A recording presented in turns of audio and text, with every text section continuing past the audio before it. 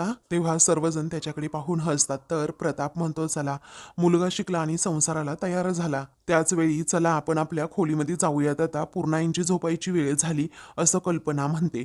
तेव्हा पूर्णाजी म्हणतात, आता कसली झोप येते बाई?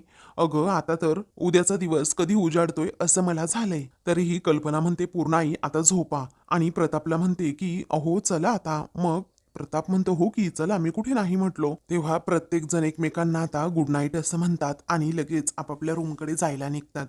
तर आता दुसरीकडे अर्जुन सायली रूममध्ये असतात, पण सायलीला आता चैनच पडत नसते. तिला सारखं सारखं ते शकुनाचं सामान असतं ना, ते आठवत असतं. तेव्हा साडी, मिठाई आणि फळे हे सर्व सामान सारखं सारखं आठवत असतं, कारण तिने त्या पार्सलवाल्या काकांना सुद्धा विचारलेलं असतं की पार्सल याच घरातलं आहे का? काका हो असं म्हणालेले असतात. या सगळ्या गोष्टीचा अंदाजच तिला लागत नसतो. त्यानंतर घरातील सर्वजण कशा प्रकारे खोटं बोलताना गडबडत होते हेही सायलीला आठवतं. बरोबर प्रतिमा सुद्धा फोनवर काहीच बोलली नाही हे देखील तिला आठवतं आणि त्याच गोष्टीचा सतत ती आता विचार करत असते.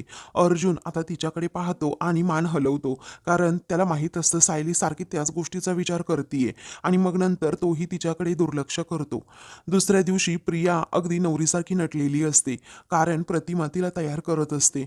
तेव्हा प्रिया आता म्हणते, आई आज तू पहिल्यांदाच मला अशी तयार करतीयस ना? मग प्रतिमा म्हणते, हो बाळा, मी तुझे लाड करून घेते ग, कारण एकदा जर तू सासरी रमली ना तर आमची आठवण सुद्धा येणार नाही. तेवढ्यातच सुमन आता तेथे येते आणि प्रियाला असं तयार झालेलं पाहतानाच म्हणते की अरे बापरे, मला असं वाटतंय की मुलगी लग्नासाठी तयार होतीये आणि आई तिला तयार करतीये. अहो तुमची नक्की कुठे जाण्याची तयारी आहे? आता असं सुमनने खरंच बोलल्यामुळे प्रियाला आणि प्रतिमाला जरा धक्काच बसतो. तर प्रिया आता लगेचच म्हणू लागते, अगं काही काय सुमन काकी, मी कॉलेजला चालले आहे. तेव्हा सुमन विचारते, अगं एवढी सजून? तेव्हा प्रिया म्हणते, अगं आज आमच्या कॉलेजमध्ये फॅशन शो आहे आणि ब्रायडल थीम आहे ना म्हणून. तेव्हा प्रतिमा आता आश्चर्याने प्रियाकडे पाहतच राहते. तेव्हा लगेचच सुमन म्हणते, तन्वी मी पण येऊ का ग तुझ्या कॉलेजमध्ये असा फॅशन शो बघायला? मला ना ते टीव्हीवर फॅशन शोज असतात ना, ते बघायला खूप आवडतात अगं, पण मला ना ते वातावरण काय असतं ना ते माहीत नाहीये. ते मला आता बघायला मिळेल, येते ना मी, प्लीज प्लीज. मग प्रिया आता म्हणते, सुमन काकी अगं हा अगदी छोटा फॅशन शो आहे, तिथे ना असं फार काही नसणार आहे. मोठा असल्यानंतर मी नक्कीच पुढच्या वेळी तुला घेऊन जाईल. तेव्हा सुमन म्हणते, अगं पण तेव्हा अशी ब्रायडल थीम नसेल ना, मला तीच बघायची आहे, मी 5 मिनिटात तयार होऊन येते हा. असं म्हणून सुमन आता हट्टच करून राहते की मला यायचंय म्हणून. तेव्हा प्रिया जोरातच ओरडते की नको म्हटलंय ना तुला एकदा, अगं तुला एकदा सांगितलेलं असं कळत नाही का? असं म्हणून ती सुमनवर जोरातच ओरडते. तेव्हा प्रतिमाला आता राग येतो आणि मग ती म्हणते, तन्वी. तेव्हा प्रिया म्हणते, आई सॉरी. मग सुमनला सुद्धा ती म्हणते की सॉरी सुमन काकू, अगं मला जरा फॅशन शोचं टेन्शन आले ना, म्हणून मी अशी पटकन तुझ्यावर ओरडले, मला माफ कर. तेव्हा सुमन आता हसते आणि म्हणते, काही हरकत नाही, नाही येत ग मी. पण वहिनी तुम्ही तयार होऊन कुठे चालला आहात असं लगेचच सुमन प्रतिमाला विचारते. तेव्हा प्रतिमाला काहीच उत्तर देता येत नाही, ती एकदमच गप्प राहते. त्यामुळे आता प्रिया म्हणते, काही नाही, जाताना वाटेत मी पूर्णाजींकडे सोडणार आहे तिला, त्यांना साखरपुड्यासाठी जायचंय ना म्हणून. हा सुमन ठीक आहे असं म्हणून प्रियाला सुद्धा ऑल द बेस्ट देते. तेव्हा प्रिया थँक्यू असं म्हणते. तेव्हा सुमन तेथून गेल्यानंतर लगेचच प्रतिमा म्हणते, मला वाटलं होतं तू सुमनला तरी सांगशील, पण तुला एवढ्या पटकन खोटं बोलायला कसं सुचतं ग? असं म्हणून लगेचच आता प्रियाला प्रतिमा ही बोलत असते. त्यावेळी आता प्रिया खोटं सांगते, अगं आई एवढं काय मी खोटं बोलले आहे, कारण मी अगोदरच ठरवून ठेवलं होतं की सुमन काकूने जर आपल्याला काही विचारलं तर काय सांगायचं. अगं आई सुमन काकू भोळी आहे ना, जर तिला सायलीचा फोन आला आणि अचानक तिने जर काही सांगून टाकलं तर मग काय करायचं? काही रिस्क नको ना म्हणून ठरवलं होतं, बरं निघायचं का आता? तेव्हा प्रतिमा हो असं म्हणते. तर आता प्रिया पुढे निघून जाते, तर प्रतिमा प्रियाच्या या अशा खोट्या वागण्याचा विचारच करत राहते. तर इकडे अश्विन हा पूर्णाजींचा आशीर्वाद घेतो. ते आता कोर्टामध्ये निघालेले असतात. तेव्हा पूर्णाजी आता सुखी राहा असा आशीर्वाद देतात आणि लवकरच जोडीने पाया पडा असंही अश्विनला म्हणतात. तेव्हा लगेचच आता प्रताप म्हणतो, "अगं पूर्ण आई, काही तासातच तुझी नातसून ही घरी येणार आहे, त्यामुळे जरा कळ काढ ना." मग आता त्याच वेळी पूर्ण आजी म्हणतात, "हो रे बाळा, तन्वीच्या स्वागताची मी अगदी जय्यत तयारी करणार आहे." मग कल्पना म्हणते, "फार डोळ्यावर येईल अशी तयारी करू नका, कारण आम्ही जवळ पोहोचेपर्यंत वाट बघा तुम्ही." मग आता पूर्ण आजी हो असं म्हणतात. तेव्हा पूर्ण आजी म्हणतात, "हो ग बाई, अगदी तन्वीच्या गृहप्रवेशापर्यंत कुणालाही काही समजणार नाही. पण अश्विन, अरे तू स्वतःचं लग्न लपवून ठेवण्याच्या नादामध्ये हे कोणते कपडे घातलेत?" असं पूर्ण आजी त्याला विचारतात. "अरे असं जाणार आहेस का तू लग्नाला? अरे मान्य आहे तुझं कोर्ट मॅरेज आहे, पण जरा चांगली कपडे घालून जा की." मग त्याच वेळी मी तयार होऊन जाणारच आहे, परंतु घरातूनच जर नवरा मुलगा होऊन बाहेर पडलो ना तर कुणाला तरी संशय येईल. मी वाटेमध्ये मित्राच्या इथे कपडे चेंज करणार असल्याचं अश्विन सांगतो. पुन्हा आजी आता त्याचा गालबगुच्चा पकडतात आणि म्हणतात की अरे बापरे, माझा नातू तयार झाला की. मग त्यानंतर कल्पना म्हणते, "हो तुम्ही मिठाई आणि हारांची ऑर्डर दिली आहे ना?" त्यावेळी प्रताप म्हणतो, "हो, वेळेवर तिथे पोहोचेल, तू नको टेन्शन घेऊ." असं म्हणून तो अश्विनला सांगतो, "तू पुढे जा, आम्ही नंतर येतो जरा, कारण कुणाला डाऊट यायला नको." अश्विन ठीक आहे असं म्हणतो. त्यानंतर कल्पना आता लगेच काजळाचा टिक्का अश्विनला लावते आणि म्हणते, "माझ्या मुलाला कुणाचीच नजर लागायला नको आणि सुखाने संसार कर बाळा." तेव्हा तो थँक्यू मम्मा असं म्हणतो आणि कल्पनाला जवळ घेतो. सर्वजण जरा इमोशनल झालेले असतात. तेव्हा पूर्ण आजी सुद्धा लगेच अश्विनची दृष्ट काढतात. त्यानंतर अश्विन म्हणतो की सॉरी हा, मंगळसूत्र मी गडबडीमध्ये तिकडेच रूममध्ये विसरलो, मी पटकन घेऊन येतो. मग आता प्रताप हसत म्हणतो, "अरे अश्विन बाळा, लग्न होणार आहे म्हणून एवढं गडबडायचं नसतं." सर्वजण त्याच्यावर हसतात. तर अश्विन पटकन रूममध्ये जातो आणि लगेचच मंगळसूत्र घेतो. तेव्हा मंगळसूत्राची जी बिलाची पावती असते ना ती चुकूनच अश्विनकडून गडबडीत तिथे त्याच्या रूममध्येच पडते. तर अश्विन लगेचच आता तेथून जातो. त्यावेळी सायली आणि विमल दोघीही किचनमध्ये असतात. मग सायली म्हणते, "अहो विमलताई, अश्विन भाऊजी तर डबा न घेताच गेले." तेव्हा विमल म्हणते, "अहो मग ते लवकर घरी येणार असतील." सायली आता ठीक आहे असं म्हणते. मग आता लगेचच त्या पाठोपाठ प्रताप आणि कल्पना हे दोघेही छान असं आवरून बाहेर येतात. तेव्हा लगेचच सायली त्या दोघांकडे पाहू लागते. त्या दोघांनीही छान असे नवीन कपडे घातलेले असतात. ते पाहून सायली मनातच विचार करू लागते की बापरे, आईंची साडी किती छान आहे, हे दोघे लग्नाला निघाले असतील का, असा प्रश्न सायलीच्या मनात येतो. त्यानंतर लगेचच आता प्रताप म्हणतो, "विमल ऐक ना, अगं आम्ही मित्राच्या मुलाच्या साखरपुड्याला चाललोय." विमल आता ठीक आहे असं म्हणते. तर सायली त्या दोघांकडे पाहतच राहते. तेवढ्यातच कल्पनाला खूप जोराचा ठसका लागतो. तिला अगदी कसं तरी होऊ लागतं. त्यामुळे आता लगेचच प्रताप तिला जरा शांतपणे बसायला सांगतो. सायली पण जरा घाबरतेच. मग त्यानंतर विमल लगेच तिच्यासाठी पाणी घेऊन येते आणि तिला पाणी प्यायला सांगते. कल्पना पाणी पिते आणि "बरं वाटतंय का वहिनी?" असं विचारते. तेव्हा कल्पना म्हणते, "हो बरं वाटतंय." तर प्रताप विचारतो, "मग आता निघायचं का?" तेव्हा कल्पना म्हणते, "हो निघूयात." तर आता कल्पनाचा मोबाईल चुकूनच तेथे राहिलेला असतो आणि प्रताप कल्पना तेथून जातात. मग त्यानंतर सायली विचार करते, कुणाचा साखरपुडा असेल? त्यानंतर आता विमल ही लगेच किचनमध्ये जाते आणि सायलीला विचारते, "सायली ताई, अहो स्वयंपाकाचं काम असेल ना तुमचं तर पटकन असं वेळेच्या अगोदरच होऊन जातं. कसं जमतं हो तुम्हाला हे?" सायली म्हणते, "हो, आवडीचं जर काम असेल ना तर काही वेळ लागत नाही, ते पटकन होतं." तेव्हा सायली म्हणते की आता माझ्या हातामध्ये खूप वेळ आहे. त्याचबरोबर आईंना ताजी फुलं आवडतात ना, मी ताजी फुलं घेऊन येते आणि अख्खं घर सजवून टाकते. तेव्हा विमल आता विचारते, "म्हणजे मागच्या बागेत जाऊन तुम्ही ती फुलं काढणारच?"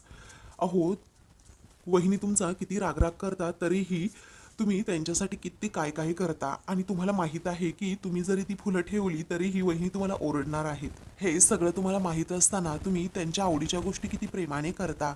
तेव्हा सायली म्हणते, "विमलताई, अहो आई लेकीला ओरडत असते, मग लेकीने असं रुसून बसायचं नसतं. बरं मी पटकन फुलं घेऊन येते हा," असं म्हणून ती लगेच तेथून जाते. तर आता दुसरीकडे सर्वजण कोर्टामध्ये आलेले असतात. त्याच वेळी आता आपण अश्विनला थांबूयात ना असं प्रिया म्हणत असते. तेव्हा कल्पना म्हणते, "येईल ग तो." तरीही प्रिया म्हणते, "हो थांबूयात ना." प्रतिमा प्रताप देखील तिथे असतात.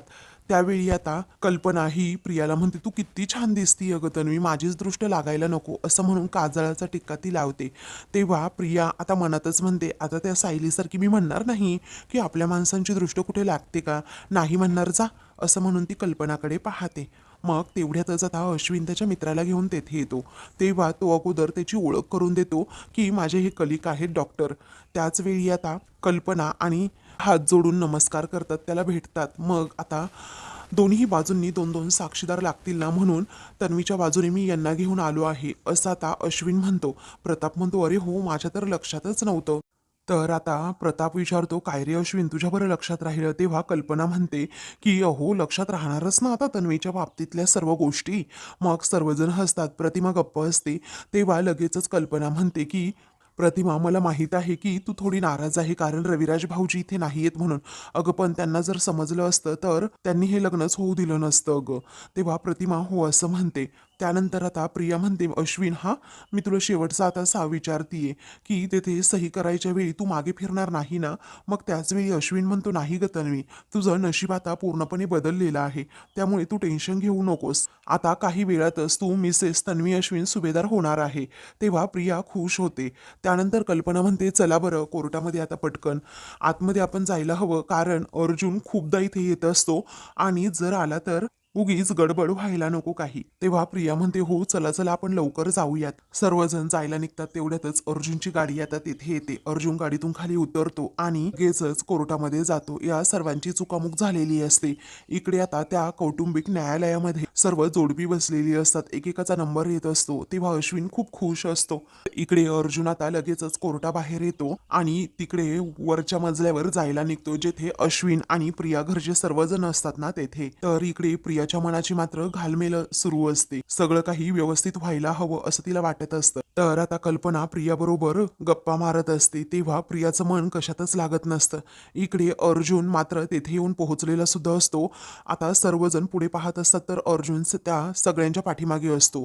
तो आता पुढे येणार असतो. तेवढ्यातच त्याला अचानक कुणाचा तरी फोन येतो आणि म्हणून तो पुन्हा एकदा मागे जातो. मग आता घरातील सर्वांची, त्याचबरोबर अर्जुनची पुन्हा एकदा चुकामुक होते. इकडे सायलीने ताजी ताजी फुलं आणलेली असतात हॉलमध्ये. अगोदर ती तेथे टिपॉयवर ती फुलं ठेवते. तिचं मन ती फुलं पाहून खूप प्रसन्न झालेलं असतं. त्यानंतर कल्पनाच्या रूममध्ये जात ती ड्रेसिंग टेबलवर छान अशी ताजी ताजी फुलं ठेवते. त्यानंतर ती अश्विनच्या रूममध्ये येते. अश्विनचा फोटो तेथे असतो. तेव्हा ती आता म्हणते, "अश्विन भाऊजी, तुम्ही ना खरंच खूप हळवे आहात. जेव्हा तुमचा प्रेमभंग झाला होता तेव्हा तुम्ही किती डिस्टर्ब होतात. आता तुम्हाला छान सांभाळेल अशी मुलगी मिळायला हवी." असं म्हणून तेथे जी फाईल असते ना, ती फाईल जरा ती बाजूला काढते आणि लगेचच तेथे फुलं ठेवते. त्यानंतर आता त्या फाईलमधून काही कागद खाली पडतात. त्याचवेळी आता तिला ती एक रिसिट सुद्धा सापडते, जी अश्विनकडून चुकूनच तेथे पडलेली असते. ती मंगळसूत्राची रिसिट. सायली ती पाहते आणि तिला धक्का बसतो. त्यावरची ती डेट पाहते. त्यावर आता अगदी कालचीच डेट असते. तेव्हा आता ती म्हणते, की अश्विन भाऊजींनी मंगळसूत्र का विकत घेतलं असेल?